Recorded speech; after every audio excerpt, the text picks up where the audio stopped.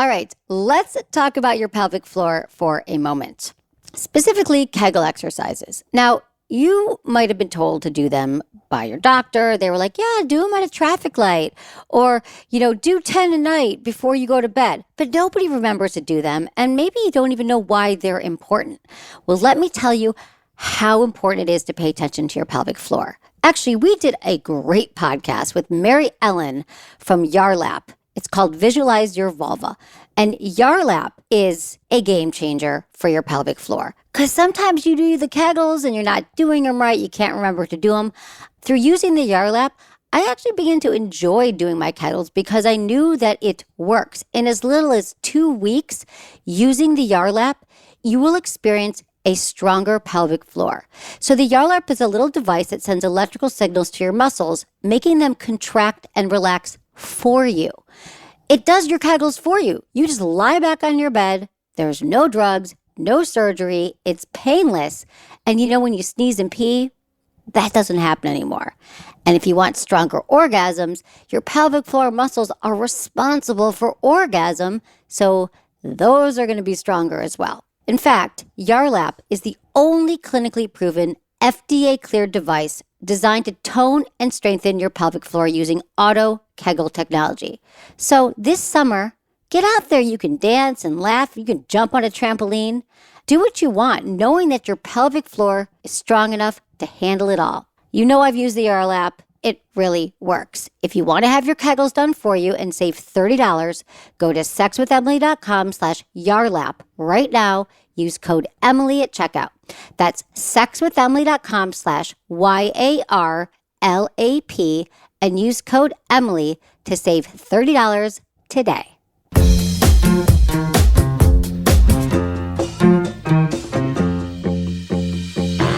There's a lot of reasons why people might like golden showers.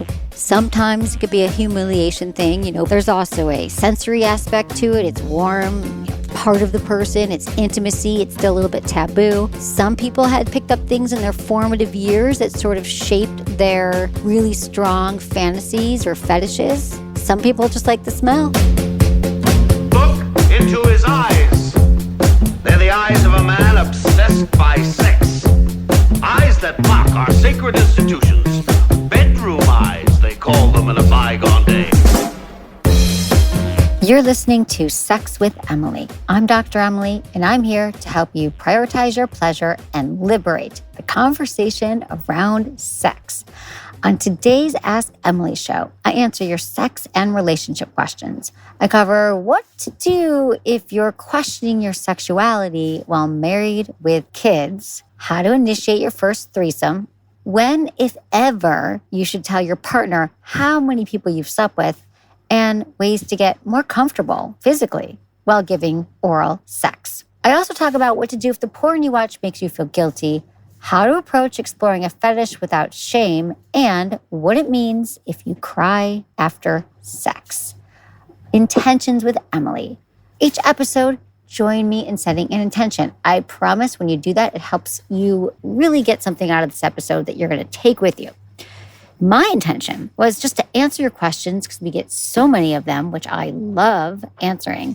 But I wanted to emphasize normalizing your sex concerns from your deepest fantasies, the kind of porn you watch, and making all the sex talks less awkward.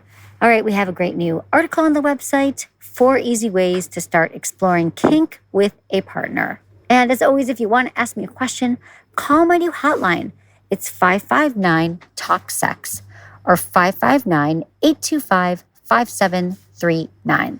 Leave me your questions there or just message me, sexwithemily.com/assemily. As always, include your name, your gender identity, location, age, and how you listen to the show. All right, everyone, enjoy this episode. This is from Michael. Hey, Dr. Emily. First, thanks for taking my question. I've been so confused. I didn't even know if I should send this. My wife and I have been married for over 24 years. Recently, I was performing oral on her, and in the middle of the act, she said, I don't know why you like doing that. I don't like it. I was floored. It was like a gut punch after 24 years. My wife was a virgin when we got together, and one of the first things we did was oral, and I had experience with it. Over the years, she's had multiple orgasms during the act, as well as other methods. I can't get it out of my head now. I love doing oral as if it's a part of me. The thought of doing it to someone who doesn't like the act does nothing for me. I feel like I'm mourning the loss of a loved one. Before she made the statement the previous night, I was really into the oral and I kissed her after I did it, and that's what she said grossed her out. I apologized and said I wouldn't kiss her again after. But now I believe she's always thought it was gross, despite the orgasms or the kiss. Will I never be able to give her oral again? I'm just uncomfortable and it won't be the same. Please help. Thank you. Okay, Michael, listen, you've been with your wife for 24 years. It's a long time. And so I think this isn't something that you have to figure out on your own. You could calmly talk to her outside the bedroom when you guys are in a good vibe. You could, I always talk about timing, turf, and tone. Have the conversation from a curious and open place. Then you could just say, I heard what you said the other night about not liking oral, not wanting oral. And I'd love to know more about that. Can you just let me know when that started? Or is there something I could do to make it better? Or you could just say, tell me more about that. And maybe you'll find out, she never really liked it, or maybe she's having pain now, so it hurts, and maybe she's ashamed that she has pain, which a lot of women feel like they shouldn't have pain, or they just grin and bear it. I don't know. Let's find out. We have no idea. But you are going right to this, oh my God, it's not going to happen again, dooms me, my life is over. No, like anything. If your wife came down one day and said, let's say every single Friday night you have chicken, and she came downstairs and said, I hate chicken. I'm never eating chicken again, and we are done. And you're like, babe, but we have chicken every night for 20 years. Wouldn't you say to her, why? What'd the chicken do? We just don't know how to handle it. It's okay to have conversations about sex with people you're having sex with, people you're naked and vulnerable and have children with and share lives with.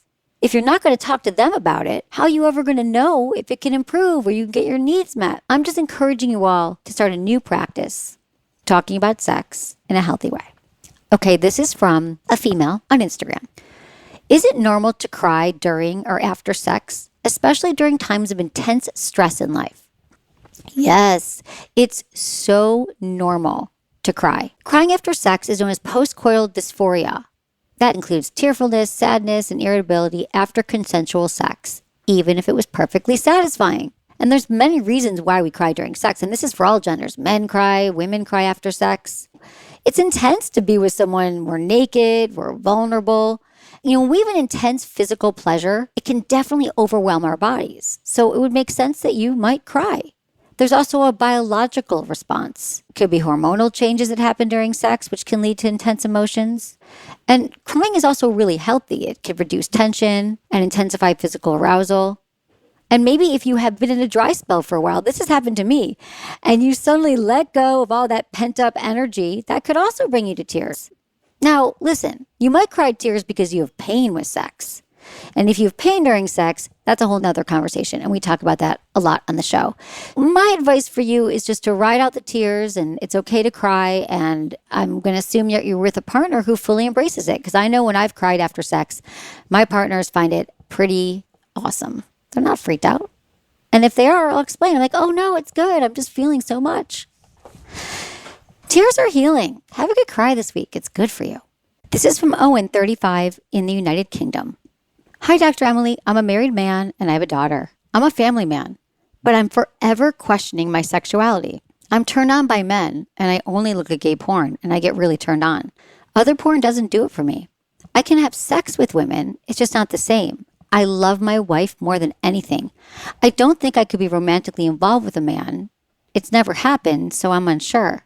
I've always said I'm bisexual, leaning towards men, but I'm forever asking myself, am I gay and in denial? The messed up part is I genuinely love my wife and I'm happy. I'd never cheat or hurt her. I'm just beating myself up. Have I lied to myself for so long that I believe I'm not gay? Could I be sexually gay and romantically straight? And to finish, if I was gay, my fear isn't being gay. It would be the upset I would cause my wife and family, the pain for her. Please help. Here's the thing, Owen. Thank you for your heartfelt, vulnerable, really descriptive message. I feel like I know where you're at. There's a few things going on here. Perhaps you were raised in a really religious home growing up or environment, and people who were gay were not accepted. It wasn't okay. People around you maybe weren't out as gay. And perhaps at a really young age, before you even could be aware of it, you got the message it wasn't okay to be gay. And so you repressed feelings that you had towards men, found a wonderful woman that you loved deeply, and you got married. When we're gay, bisexual, pansexual, however you want to call it, when we have attractions to people other than our spouse or other than the gender that we thought we would be attracted to, it really can be troubling. It doesn't just go away. You're getting older, you're 35 now, and you can't get it out of your head. Have you ever heard the saying, whatever we resist persists? I feel like this is a great example of that. Unfortunately, things don't just disappear after we think about them for too long. They actually get more and more intense because we're pushing them down, and they just get bigger and bigger and they expand. So I recommend you see a sex therapist because therapy would be a great way for you to process this all so you don't have to do it all on your own. Now, let's say it wasn't that you grew up in an environment like that or it hasn't been part of your development as a human. And maybe you are bisexual and you truly have sex with your wife and you still crave men. And I'm working towards a world where we can all express our desires to our partners, our fantasies, our fetishes, the things that we're into. And we have a better dialogue to process it and realize that it doesn't have to mean the end of our marriage. It doesn't have to mean infidelity or you don't love me anymore. I believe in the possibility of being attracted to many different kinds of people and maybe sometimes at once. And so there is a chance once you go to therapy and you process this that perhaps your wife, you get some tools together and you talk to your wife and maybe she'll be okay with strict boundaries and understanding it.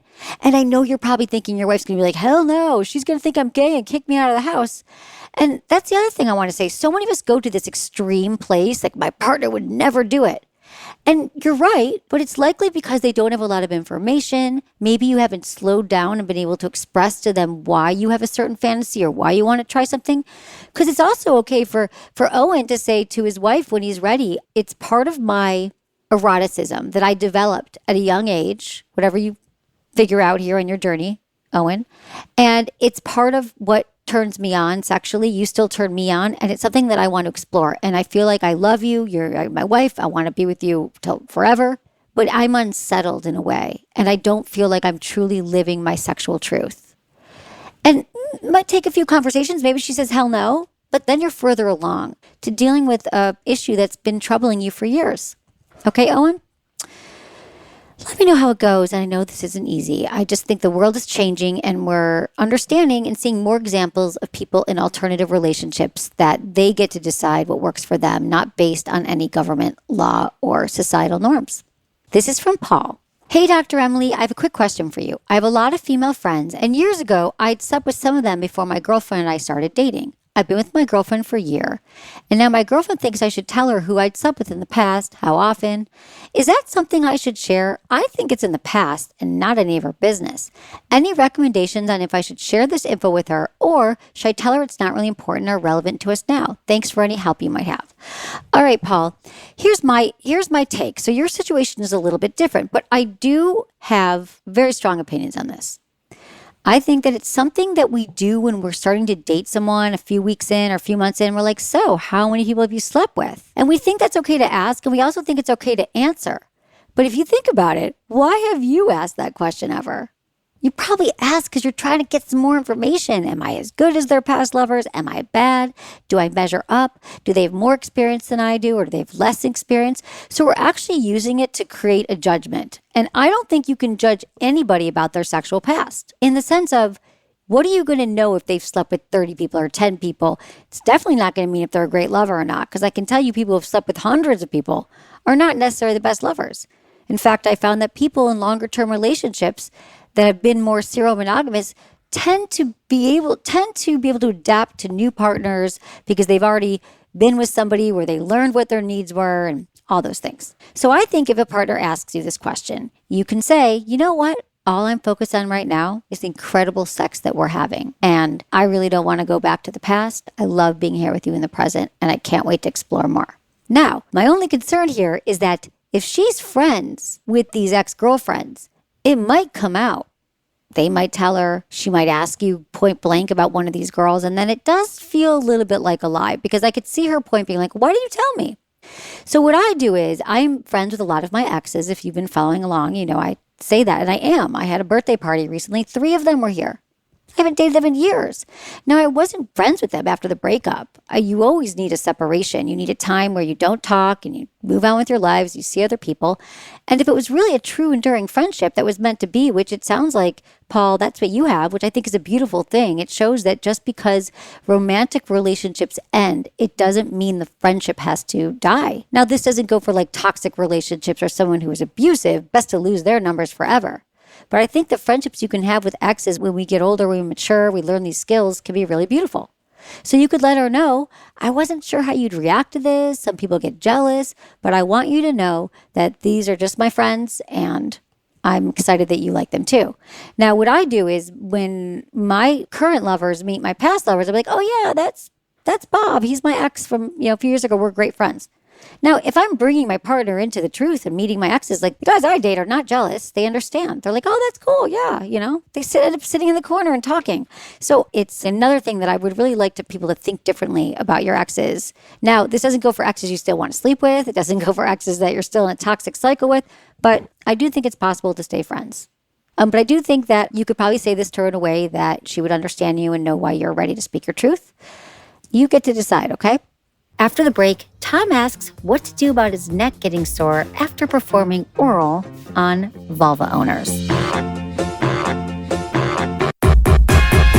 If you've been listening to my show, you know how important it is to invest in your sexual pleasure. And a great place to start is with toys.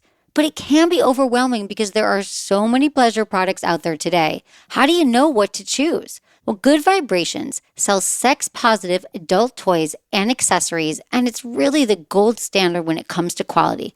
If Good Vibrations sells it, I know I can trust it. They have everything. Seriously? Vibrators, lubes, games, bondage accessories, books, and every fantasy in between. All of their products are made of body-safe materials, non-toxic, so you don't have to worry about what you're putting on or in your body. Plus, all orders are discreetly delivered. They have stores across the country staffed with really knowledgeable people who care about your orgasm, like I do. And now, Good Vibrations has added an online virtual shopper who can help you shop and find the best sex toys, whatever you're looking for. You can check out my go-to toys and products on my website, sexwithemily.com, and shop Good Vibrations at sexwithemily.com/shop. That's sexwithemily.com/SHOP. Have fun shopping. We've got a very different kind of sponsor for this episode. The Jordan Harbinger Show, which is a podcast you really should be listening to. And I know that every day someone tells you you just have to listen to some podcast and you nod and say, sure. And then you never listen to it. Don't let that happen here. Jordan's show, which Apple named one of the best of 2018, is aimed at making you a better informed, more critical thinker so you can get a sense of how the world actually works and come to your own conclusions about what's happening even inside your own brain. Each episode is a conversation with a different fascinating guest. And when I say there's something for everyone here, I really mean that. In one episode, Jordan talks to a hostage negotiator from the FBI who offers techniques on how to get people to like and trust you, which sounds useful and disturbing at the same time. Another episode tells a story of a cinematographer who discovered a lost city in the jungle and made one of the most important archaeological finds of this century. Some of his other podcasts are Help, I Married a Conspiracy Theorist, and How to Help Your Suicidal Partner. Jordan's always focused on pulling useful, practical insights out of his brilliant guests. And I'm not just talking pop psychology or wishy-washy self-help stuff here.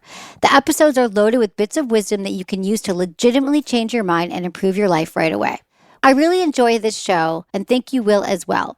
There's so much here. Just check out jordanharbinger.com/start for some episode recommendations or search The Jordan Harbinger Show on Apple Podcasts, Spotify, or wherever you listen to podcasts. All right. This is from Tom, 23 in Fort Lauderdale. Hey, Dr. Emily, I love your show. When I perform oral sex on a girl for a while, my neck usually gets tired. What kind of muscle is that? Is there something I can do to work it out and make it stronger so it won't get as tired during oral? All right, so a lot of us get uncomfortable during sex. We get weird neck cramps or arm cramps. You're probably tensing up your shoulders. You're holding tension in your neck in a position where you're so into the moment, I hope, of ravishing your girl that you don't realize that you're not actually breathing, you're not in a comfortable position.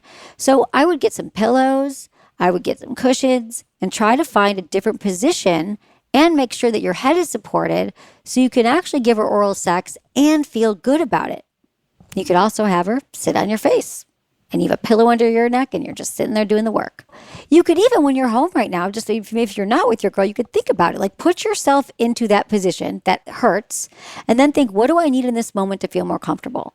And you could try other positions. She could be standing up. You could be on your knees. She could be lying on the bed and you're like leaning over her. Just try to think about ways that you can be comfortable and still have easy access. Okay, thanks, Tom. This is from E from Instagram 20. She's a female. I love you and your podcast, Emily. I'm going to admit to a problem I believe I've had for a long time. I'm an attractive 20-year-old female and I watch extreme pornography. Lesbian prolapse, gay men fisting, lesbian piss drinking, and it disgusts me. Every time I watch and finish, I hate myself. I think this is not normal. I can't have an orgasm ever without watching porn. I hate that I can't ever be satisfied completely with sex. I enjoy sex, but because I've been desensitized, I can't come.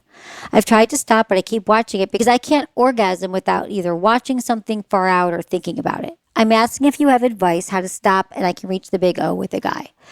All right, this is a common thing that's happening now. A lot of us are escalating the kind of porn we're watching. It gets to an extreme place. And then we realize I can't orgasm without it. So what do we do? Let's talk about the fact that you're 20 years old and you're already writing in for some help on this, which is great. And you are not doomed, and this doesn't mean this is the only way you're going to be able to get off. But sometimes we need a little discipline and we have to challenge ourselves to break habits that aren't working for us. So what you can think about here first is when you're masturbating, what's going on right before? Are you stressed? Are you happy? Do you just have an extra minute? Are you using it to relieve tension or stress? Because I'm not going to pathologize the fact that you masturbate or watch porn.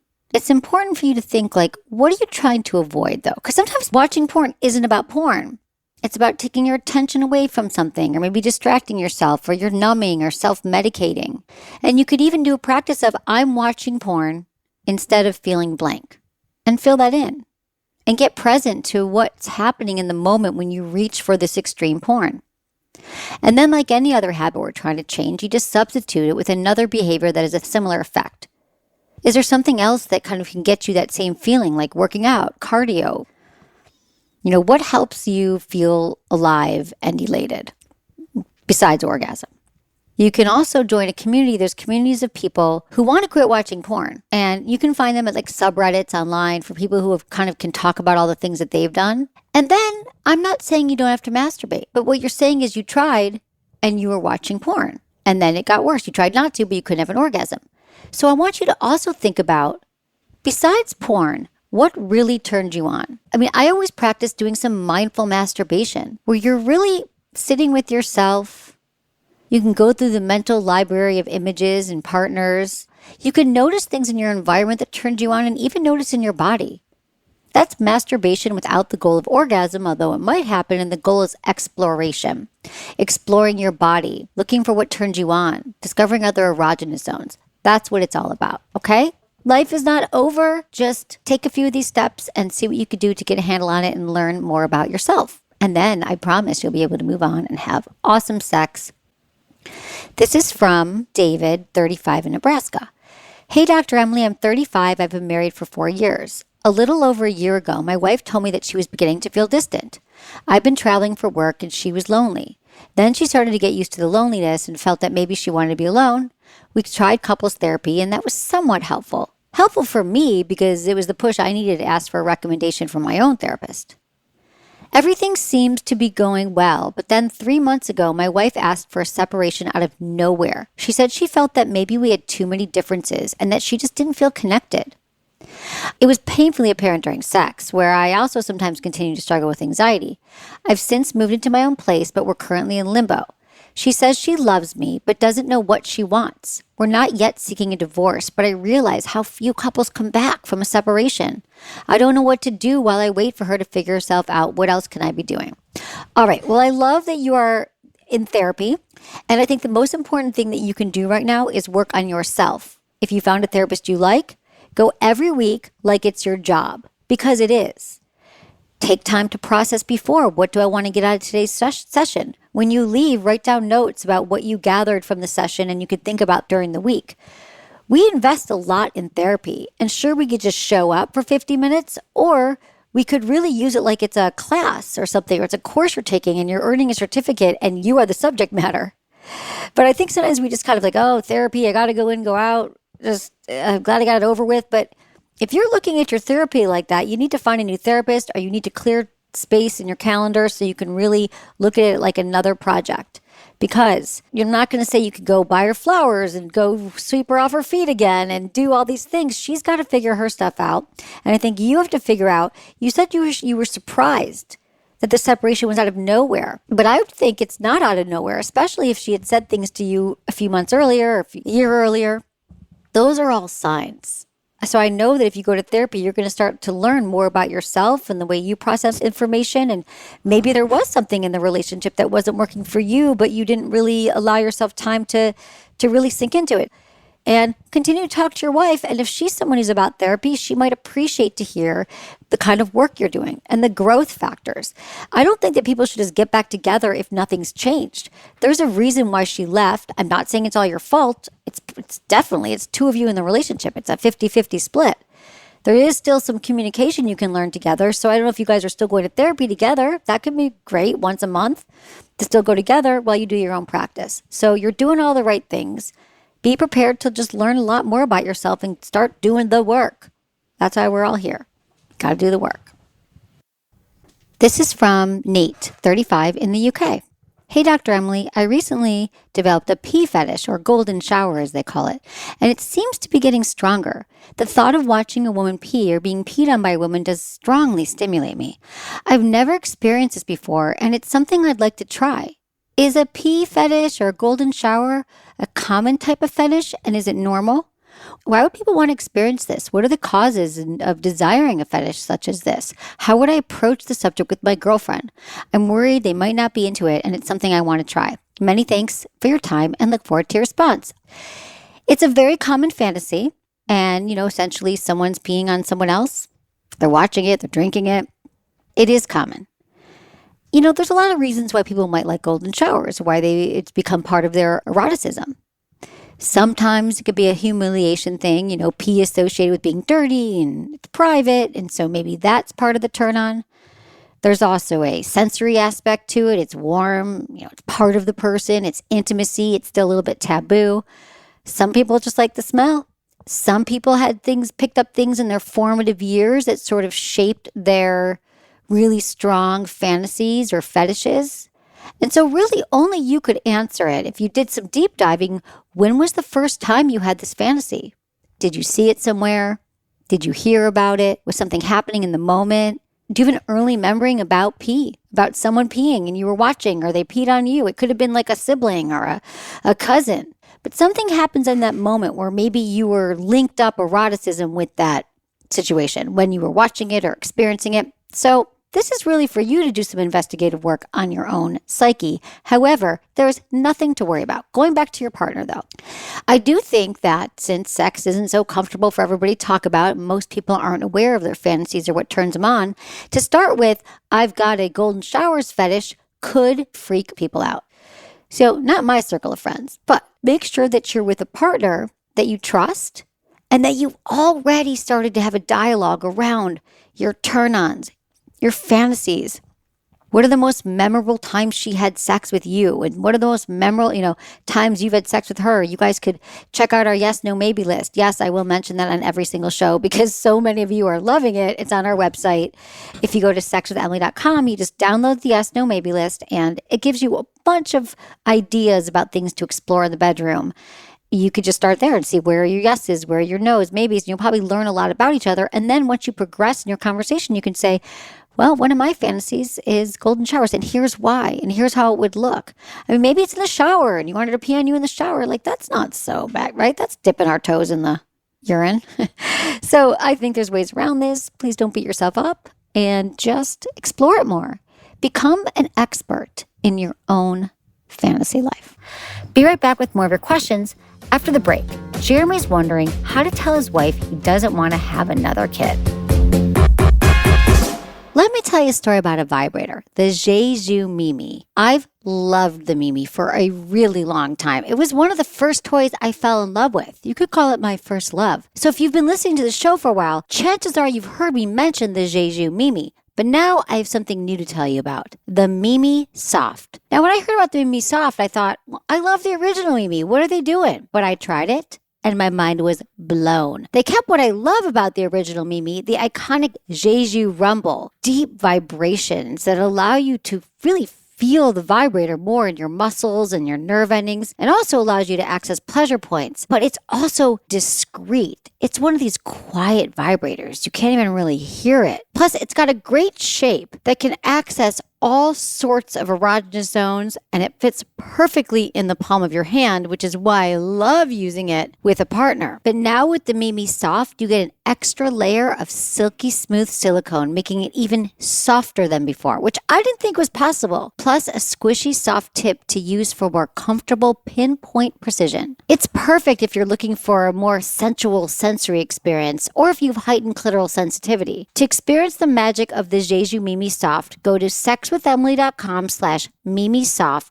and use code Emily for 10% off at checkout. That's sexwithemily.com/MIMISOFT with code Emily.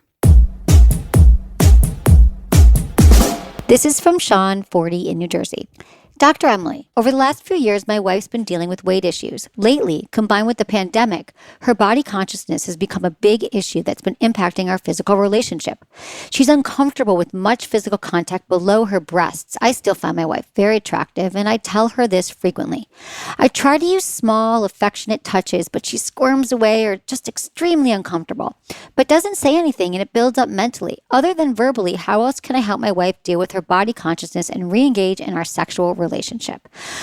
Okay, Sean, here's the thing about confidence is that it really is an inside job, and it's something that we all have to learn to figure out what we don't feel great about ourselves. We go to therapy, we work on our body acceptance, and an idea for you would be to investigate in the past when you have had an impact and had the ability to help your wife move through challenges or problems. What worked? Is she someone who really liked words? I mean, think about the love languages. Is she someone who really liked words of encouragement? Doesn't sound like it now because you said you keep telling her. Although, by the way, that's a hard one. People could tell us all day long that we're smart and pretty and beautiful and successful, but you ever notice it's really hard to feel it in ourselves? Or maybe she really wants more time with you. You know, maybe if you guys were spending time together and you're going on a walk or you're hanging out and you could just say, I really see that this has been a struggle for you and it's so hard for me to see you in so much pain around your body. Is there anything I can do to help you and to allow you to feel better in this area? What could I do to support you? Because you know how I love you and you know I think you're beautiful. And then just listen. Okay, I hate seeing you in pain like that. Have you come up with an idea as how you could feel better? You know, and I know you don't want to be like, well, here's a gym membership or here's a, whatever, a diet plan. I mean, that's really tough. But I think if she's having a hard time maybe getting started on self-care, maybe you guys could do something together. I love when couples take up exercise together, or they join a hiking club, or they do something, because that's also a great way to enhance intimacy, is to learn something new together. So maybe there's some things you could do this summer where you're moving your bodies and you're connecting. But I'm also sorry that it's impacting your sex life. But I think it's going to be hard to go in and say, you better get this together because I really want to be having sex with you again. Now, maybe there's other things she can do. You guys could do some mutual masturbation. Maybe there could just be oral one night, or she doesn't want to be touched, but maybe there could just be some other kind of touch. Maybe there could be some other kind of touch that's just as satisfying for you while she's, kind of working on herself. But I think to be a gentle, loving, consistent husband and where you're listening and finding out what she actually needs will go a long way towards everyone getting their needs met. Okay, this is from Brock, 36 in Texas. Hey, Dr. Emily, my wife and I have been married for 8 years and we have a great sex life. We recently have begun role-playing, talking about another man that's more well-endowed, and we both really love it. We've also talked about introducing a threesome or a situation where I watch her have sex. But after the passion wears off from our sex sessions, she backs off on those thoughts and doesn't want to do it. I respect her decision either way, but I think she'd really enjoy it. What advice do you have for speaking with her about this further, and how could it impact our relationship if it happens? All right, Brock, first off, You're doing exactly what I always recommend to couples who are thinking they might want to have a threesome, and that is role played in the bedroom. Right now, I'm picturing that there's like 3 other women here, or 2 women and a man, and this is happening. They're going down on you while I'm having sex, while I'm penetrating you. You create scenarios, and then you think about it. How did that turn me on? Did that make me uncomfortable? So that's a great first step. So you're saying that in the moment, she's really into it. And then outside the bedroom, she's like, nope. Now, there might be a disconnect here. Maybe she doesn't really know what that would look like. Maybe she still has more questions about it. Maybe she has some more concerns. And I think that with sex, sometimes we just say no to things because we don't really have enough information. But since we don't feel comfortable asking for clarification, we just say no because it's foreign to us. So, I mean, what I would recommend to you is talking to her and saying, I'm curious, could you tell me more about your response? It seems like it really gets you turned on, and then you don't want to do it. What do you think that is? I'm really curious. There is no pressure here, but what is it that isn't comfortable for you? And maybe she'll say, well, I don't want you to get jealous because you're a jealous person, Brock, or actually, I realize that I'd rather be with a woman than a man. Or she might just say, I don't know how we'd find someone. That seems hard. Well, if she's got specific examples, well, I could tell you there's a lot of great dating apps you could go to, like Field and FetLife. Field is FEELD and #open. There are apps that are actually matching people in threesomes, married couples finding a third. It's happening all over the place, Brock. So that's one thing. And couples also should set boundaries. Some couples set boundaries that you're not allowed to see the same person twice, that there shouldn't be any texting exchanges. It should only be when you're out of the state or out of the country. There's no kissing, there's no penetration. So there's a lot that goes into discussing it, but I would just kind of see if you can get her to talk about it outside the bedroom and let me know how it goes, Brock, okay? It just seems like you need some more conversations and a little bit more understanding. This is from Jeremy, 30 in Kansas. Hey, Dr. Emily, I'm new to your show, and I was just browsing Spotify, and I found you. Been loving your show ever since. I have a question about marriage and babies. Straight to the point. How do I go about talking to my wife about not wanting another kid when she wants one? We've already have one together. I have my reasons as to why I don't, but am I being selfish? I don't feel like there's a way to compromise when it comes to making a big decision like this. Her sex drive went downhill after having the first, and now sex doesn't happen very often. Anything I can do to help spice it back up? We've been together for 6 years, married for 5. Please help. All right, Jeremy, yes, I agree with you that it's not a decision that should be made lightly. Perhaps one of the reasons why you don't want to have another kid is because you feel like you lost your wife when you had a child. You felt somewhat demoted. You were not her top priority. And this is common, right? This happens after a baby and, their hormones change. And for many, many women, their sex drives change. And so I think if you have an honest conversation with your wife and you say, I've been having some concerns lately about it. I just really miss our connection and I miss our sex life and I miss having you. And it's hard for me to feel that we are so separate now. We haven't been able to repair, go get to a place where I feel connected. I mean, those are your real emotions. No one can argue with those. And maybe after heartfelt conversations, you'll start to understand both sides and maybe you'll feel like you want to have another baby. Or maybe it'll bring up other things in your relationship that you need to talk about. Because we all have things that we need to talk about in relationships and we often don't do them. So healthy conversations from honesty and from the heart. Okay, Jeremy, thanks for your question. Tim, 35 in Cleveland. Hey, Dr. Emily, I'm a 35-year-old male that's sexually active. I've had trouble having orgasms during sex when I'm the partner that's doing the movement. I have a much easier time getting to the top of the mountain when my partner is moving on me. What things can I do to fix this so it's possible for me to orgasm in any position while I'm the one doing the work? Okay, this is interesting, Tim. So what you're saying is if you're just lying on the bottom, let's say you're in missionary, and your partner's on top of you, moving back and forth and doing all the work, and you're just lying there, you can orgasm no problem. But when you're in charge and moving, you can't. And so what comes to my mind is there something going on in your head? Are you worried that you're not going to please a partner? Does it feel like you have too much control at that moment and do you get into your head? Because a lot of times we can't orgasm. A lot of it is psychological. So there's nothing wrong with you or it's pattern or conditioning. Maybe you always came by doing nothing. And so it's really just a practice of calling it out. If you're with a partner, you could say, talk about it. Just say, hey, I realized I'm going to start practicing like moving around more. I just feel like I really love watching you, the way you move on top of me, but I'd also like to be able to come when I'm moving around as well. I just think this is the way that you have been conditioned. And talking to a partner about maybe you need some more foreplay ahead of time. Maybe she should give you a blowjob or hand job and get you more engaged in a different way sexually. So I think that this is not an absolute. Your life is not going to end with you not being able to move during intercourse, but I think it's a matter of rewiring and practicing some mindfulness exercises. So when you are in your head, you can just go back to your breath and the moment and what's happening, grounding yourself in your senses. What am I seeing? What am I smelling? What am I tasting? And that might really help you be centered and focus on the moment. If your head's going to, this isn't going to work, I'm not going to come. You have to realize that so much of this is conditioning. It didn't happen to us a few times, and now we think we can only orgasm a certain way, but none of that is true. We just have to retrain our bodies, our minds. It's all possible. Promise. Okay, thanks for your email, Tim. That's it for today's episode. Thanks for listening to Sex with Emily. Be sure to like, subscribe, and give us a review wherever you listen to podcasts, and share this with a friend or a partner. Believe me, if you got something out of this, they will too. We release 2 to 3 episodes a week. Find me on Instagram, YouTube, Facebook, and Twitter. It's all at Sex with Emily. If you want to ask me a question about sex, dating, or relationships, you can email me feedback@sexwithemily.com or sexwithemily.com/askemily. And check out my website. We have so many articles on